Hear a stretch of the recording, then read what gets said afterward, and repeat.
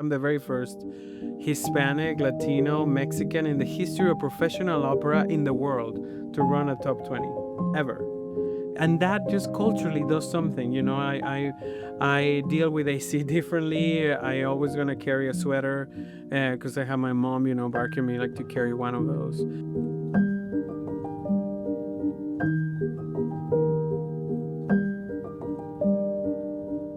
I'm Kurt Ranji with WRR 101, and I'm here in the studio to talk with somebody about new beginnings. This is a discussion about the future of one of Dallas' most beloved institutions for entertainment and for inspiration, the Dallas Opera. And I am delighted to be here with the Dallas Opera's newly instated Kern Wildenthal, General Director and CEO. Hello, David Lomelí. Hello, Kurt. How are you? I'm Thank you. doing that sounds quite all right. Hey, I'm so glad you're here with us. I talking to you, I'm not talking to an outsider here. I'm talking to somebody whose skill and personality are well appreciated here. Tell me, let's go back. Tell me how you first came to the Dallas Opera. Well, I was a tenor inactive. I sang for about 8 years. And in those 8 years, like really fast, really intense career, I sang incredible opportunities. I won the World Cup of Singing in 2006 in Operalia. I recorded with the Berlin Philharmonic, sang all over the world. But at the same time, I had sadly a genetic condition that eventually started to flare by 2012. And that basically my flap of the esophagus never really developed well, that close enough. So I was refluxing even standing up 99% of the day. No matter what I ate, no matter what I did, I tried it all. I even stopped like eating physically like solids for 2 months and nothing. I was doomed by that. So eventually I got a procedure to get a bionic esophagus that now I have. Retrain how to swallow, but the damage was done a little bit. Like the nerves of singing were like affected by how much I had already pushed them to work through the burn, let's say. And I came here back trying to heal, right? Like I needed a job. I needed to stop, get good medical care for consistent years. They didn't know how many, until I could rebuild all the tissue around it and the nerve connection. And the cut in my esophagus also was near my diaphragm, so it took a little bit to heal. So I needed a job, and I got a job as the assistant of Ian Darer in the casting department 12 years ago. Now, the casting department, that tells me that you already had something of a Rolodex and an idea of what singers are out there, who you could call upon. I understand you have at this point a pretty near comprehensive knowledge what singers are out there, their strengths, their weaknesses, the roles they might be good for, whether they're available, all that kind of thing. How do you keep track of all of that? I am a techie at core. I actually was forced, very thankfully for my Mexican dad, that was, don't go to school of music and after high school have a real job, a real profession. So I had the luck of life that I went to this school in Mexico. Is the biggest school in Monterrey, Mexico. It's called Tecnológico Monterrey, or Teco Monterrey is known, and is the one of the biggest schools in all Latin America. And they had this system that they had football and musical theater and an emerging opera company and symphony, but they didn't have music degrees per se. It was kind of the deal that you get if you're good at football, you get a scholarship. Here is like, hey, if you sing with us, we pay your engineering degree. And so I'm a computer science engineer degree. And then later, because I wanted to extend my eligibility, I got 1 year expedite intense masters in marketing. So I always had that background. And I love video games. I love technology. I'm very passionate about how it helps and transforms our society. And so when I launched the consultancy, I always was out observant. Because when you sing and I think when you're an NFL player, you know who's the best defensive tackle, right? So when you're a tenor, you know who's your competition. You know who are your best sopranos, the conductors, and especially at the level that I was also encountering good emerging young artists that were coming. I was singing all over the world. I always like mentoring, so I did a lot of young artist appearances here and there, and so I came with a very good Rolodex. But once I was here, I the very first week that I was at the Winspear, Billy Bean, the creator of Moneyball, did a lecture here, and I had been a great fan of him and the theory of what data could do to sports, and that was considered so artistic in a way, the process of casting. And so I met him too here, and I begged him for a further conversation. We had a few, and with that I started tracking with my own database 100 singers and created an algorithm of what would make them good. Like a New York Times review that was positive was better if they had a visa, was a +1. If they didn't, or did they cancel more than 3 times a year, I would create them different things, and that eventually create prices. um Later, through my experience through live, after Dallas, I went to the Bayerische Staatsoper, and Dallas does 5 opera seasons at that time. Munich was doing 41. Oh. And so my database had to go exponentially, like to grow and to learn. And I started working with language models that I started coding myself. So these days I have two open claws that know my algorithm, though the frequency of sound that I have in my sound design that I want. They also know which opera house I'm casting because I have quantified acoustic losses or pluses. And I can really find the exact apex of my price, my taste, and the design artistically. Like, do you want it young? Do you want it this? Do you want diverse? Do you want it sounding more here and there? And that's how I keep control a little bit of that wacky world of singers and performers. That is incredible insight. I mean, yeah, so I really admire that. You're taking something very technological and applying it to the most organic thing you can possibly imagine, Right? opera. This art of passion.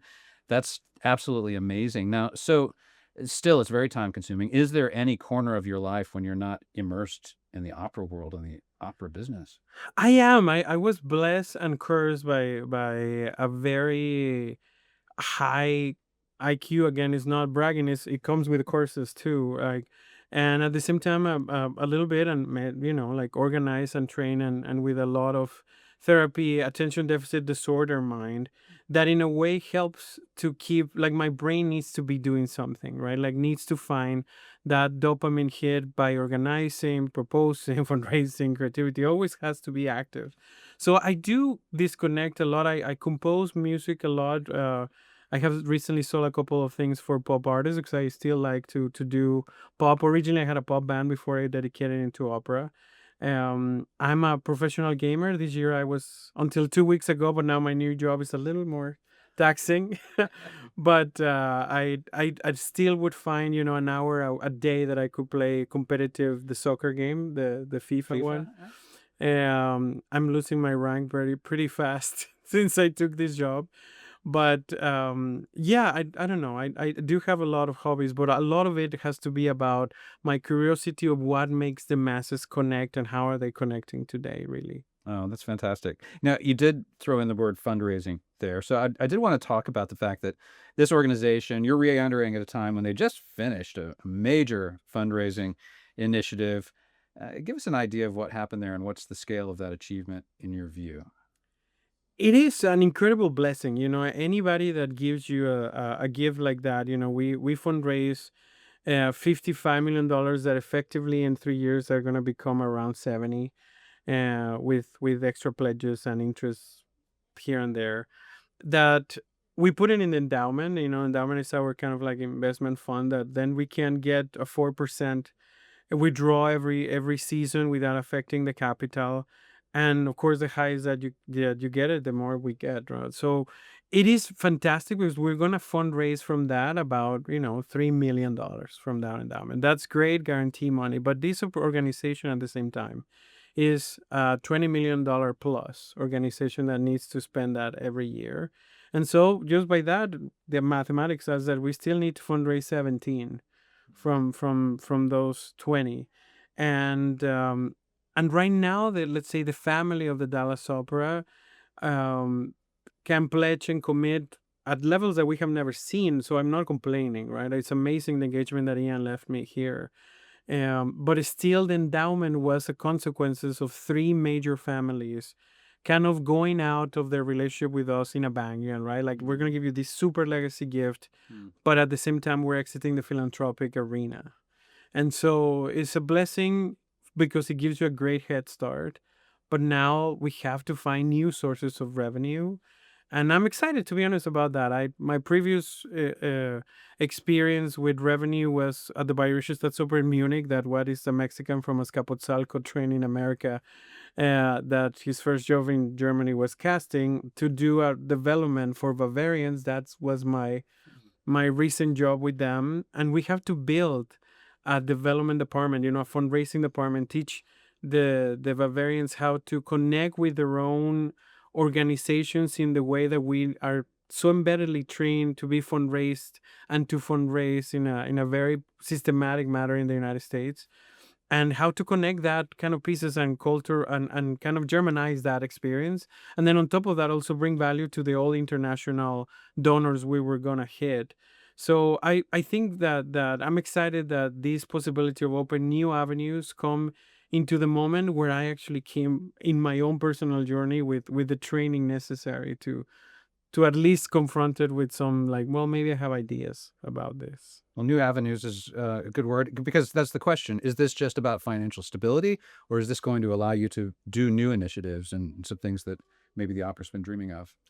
I think that one is, at the moment, is going to help us to keep the lights on as is. And again, I don't say this in the ungrateful way. This is just to keep a theater with an art as expensive as opera to produce is. And don't get me wrong, it's not expensive to come in, but we will talk about virus at other moment. But it's expensive to produce, and especially professional opera is heavily unionized. Nothing against unionized, but definitely because it's negotiated in bulk, the price is significantly higher. Those contracts are done in advance with so I don't know, like many five, some 3, 5, 6 years in advance, and the technology in between changes so fast that they get outdated. Like, and so there's a lot of challenges that we have at the moment, but I would say that, to answer your question and not babble that much, is it is a particular thing just to stay at the moment in where we are. Everything new, everything special we want to do is going to be new revenue. Oh, that's fantastic. Now, in terms of programming, how far into the future is TDO, looking and planning? Are there already productions booked for 5, 10 years from now? How far is that? I know it takes such planning to make a season happen, and it's years before, those decisions are made. Yes, I would say that also the pandemic has changed the rules of engagement a little bit. Before the pandemic, Dallas was at any moment on a 4-year calendar, and Munich, that is top five, was on a 5-year calendar. The Metropolitan sometimes even 6.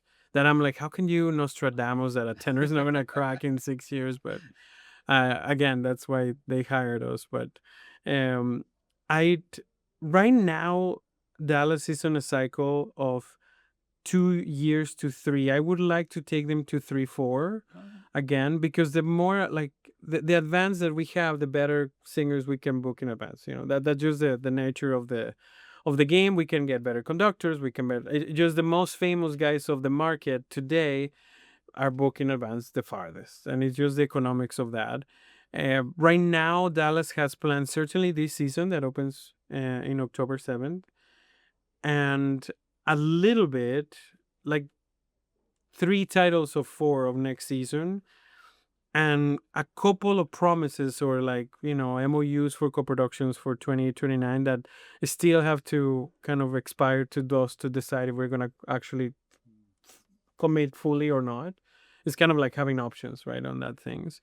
But basically, I'm my very first from scratch is going to be 28, 29. This season, I was part of the casting process. I didn't program. It was Ian's programming. And next season, let's say, it's going to be a combination of, 70% Ian and 30% me. So we're there. Again, always the singing part, at least I always have buy-in because I've been the casting consultant for 12 years. Yeah, and you can always call up Ian. Hey, what Wait, what are you thinking here? Exactly. Love that. I have a list. All right. Okay, so you've got a big staff there. What's your management style like with all the people you're working with? I am very different to the normal or traditional opera impresario of the past 30 years. Just to start, I'm the very first Hispanic, Latino, Mexican in the history of professional opera in the world to run a top 20 ever. And that just culturally does something. I deal with AC differently. I always gonna carry a sweater because I have my mom, barking me like to carry one of those. We're more, we're gonna come to your office instead of sending an email. We are gonna be more verbal and face wise. At the same time, I'm now, because of my tech, you know, behaviors. I'm very efficient. I have like be efficient, my man. So the micromanagement is not something I suffer. I actually prefer to hire maybe more expensive expertise, but then empowered and agree on a milestone, agree on divisive, mini milestones of that goal, and where are we gonna check it? And because maybe the methodology, if I'm really caring about that particular action, but if not, like that's why we hire the expert, because I expect a conversation of respect, and I have never been since I'm a kiddo. I don't know, maybe the beautiful thing of being again raised by 13 women in Mexico, so you feel really special, at least for your first years. But it is that I always felt comfortable to play with whoever. Not in a bad sense. I was never disrespectful. But the day that I walk in and I wanted to sing, or I had to sing with my first lesson with Pavarotti or with Domingo or with Carreras, I was not intimidated. I was grateful. I was like, this guy has more information than me, so I need to know and be in the best behavior to try to serve the best. But I never felt less or more. Or when I sang in Incredible Cast and it was Renee Fleming or Anna Trebko next to me, and they were the stars and I was the debuting artist. Again, with their respect, but I was like, I'm the lead too, right? Like I have to keep my weight here and I have to bring it in. And so I prefer always to lead a group of the stars. I don't mind the egos, because I always find that everybody has a common goal, that is the inner desire to win and survival and belonging. You're working with creative people. It's special. Amen. It's special. Yeah. Hey, I want to end and get back to specifics of opera. We're doing an opera aria countdown right now on WRR. I thought I'd ask you. I don't know. I could ask you your three favorite arias, but since you're a singer, I kind of want to know what your three favorite arias are to sing. Oof. I love from Le Roi 10 by Lalo, Venement. Especially when if you have the chance to see the Di Stefano Callas tour Goodbye, Di Stefano with no voice left, right? And this area just goes to a top A flat. But he sings it with this super pianissimi to the top, like "Viene mamma, viene me," and you're like, oh my god, that voice. Tiny, right? It's amazing what he can do. So that is one, and I loved singing because I could always try to imitate or aspire as much, but I love singing piano. I sang Che Gela Manina from Puccini's La Boheme the most. I sang the role professionally 223 performances around the world, plus rehearsals and coachings, and donor brown bags or whatever I can. So it was thousands, and I love it. I love it so much. It's a masterclass of everything. And the third is hard because there's too many, right? You But have to. I um I really love the tenor arias of Le Villi by Puccini also, or Simon Boccanegra. The Inferno. It's so amazing. But if I really want to call that third one, last one, because it's a very personal one, it is Una Furtiva Lagrima, and I promise that I'm not plugging my own season, because we start with L'Elixir d'Amore, the Elixir of Love, with a fabulous tenor, Anthony Leon, but I sang that aria too many times, and that was my debut in New York. And that moment for a singer to debut in New York, Lincoln Center, full theater, opening night, like I get an ovation after I finish that aria, like nobody. I almost start sobbing on stage because this was the moment. It is to this day the day that my voice responded like it was Max Verstappen. My voice, like everybody in the pros, they just sometimes you learn to play injured or play tired or play dry voice, divorce, whatever it is, you learn to put up with. But that day was like perfection. My voice was in perfect shape. So Una Furtiva Lagrima, that would be my third. I love it. Well, hey, it's great getting to know you, David Lomelí. We are all on your team here, encouraging the TDO to greater heights. Thanks so much for being here. Oh, thanks for having me, Kurt.